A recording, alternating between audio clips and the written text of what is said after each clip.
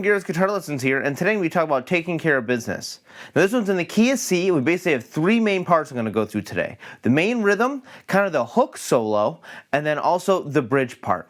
Alright, so here's the main rhythm.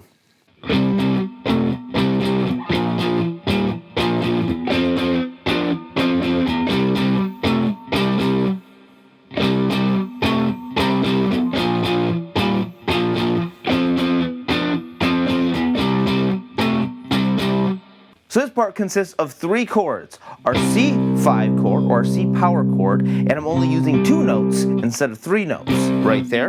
And then I'm going to a B flat 5, an F5, and then back to the C5. Now what's important here is that when this turns around, which it does quite a bit, it's C for the first time, B flat, F, and then C again for the last time. So that means when it comes back around, I have to do C one more time.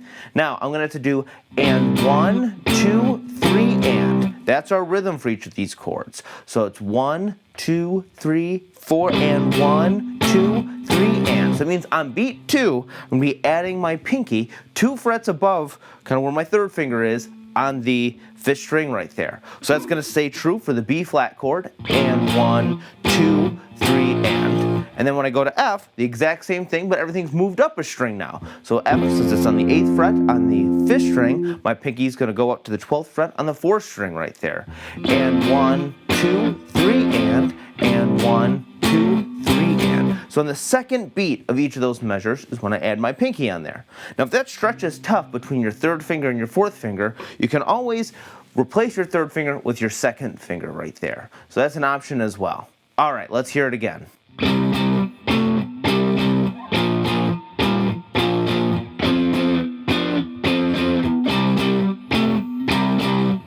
Now the hook solo is essentially two riffs that moves between the chords. So the first riff is going to be like a D7, but now we're going to move this up to a C7.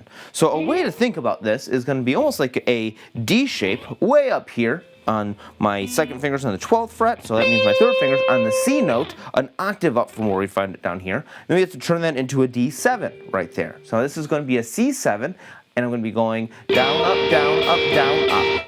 Now the next chord is going to be a B flat. So he's thinking kind of this B flat major bar chord right here, and he's going to be going. So that's my 3rd finger barred on the 8th fret on the 3rd and 2nd string. Do a slight bend on the 6th fret on the 3rd string, and then I'm going 8, 6, 8 on the 4th string. Now it's going to be the exact same riff, but now we're just going to switch chords. Since the next chord is going to be F7 or F5, I'm going to go up to my F7 right here on the first 3 strings. Again, thinking about it as D, D sharp, E, F, turning it into an F7 chord or with my D7 shape. Down, up, down, up, down, up. Now, since the final chord is C again, now I'm going to be thinking of my C major bar chord. Now, my 3rd finger is going to be barred on the 10th fret, on the 3rd and 2nd string. A slight bend on my 8th fret 3rd string. And then 10, 8, 10. Alright, let's hear that.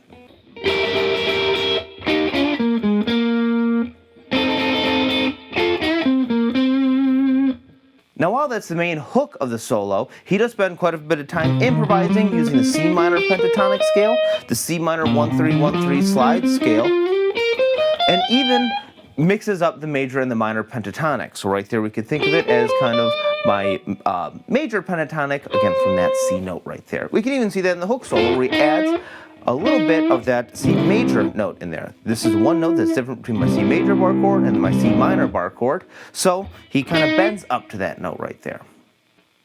Now we also have the bridge, which is going to consist of 4 chords. C as a major bar chord, F on the 8th fret, 5th string, E flat on the 6th fret, 5th string, and then B flat on the 6th fret, 6th string.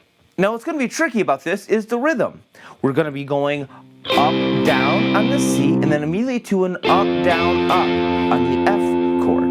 Then it's going to be the exact same thing, but now for the E flat, up, down, and then for the B flat, up, down, up. Now the rhythm for this is going to be and 1, and 2, and then and 1, and 2, and. So we're going to have a little bit of silence in between those, and we can pause right there. And 1, and 2, and 1, and 2, and.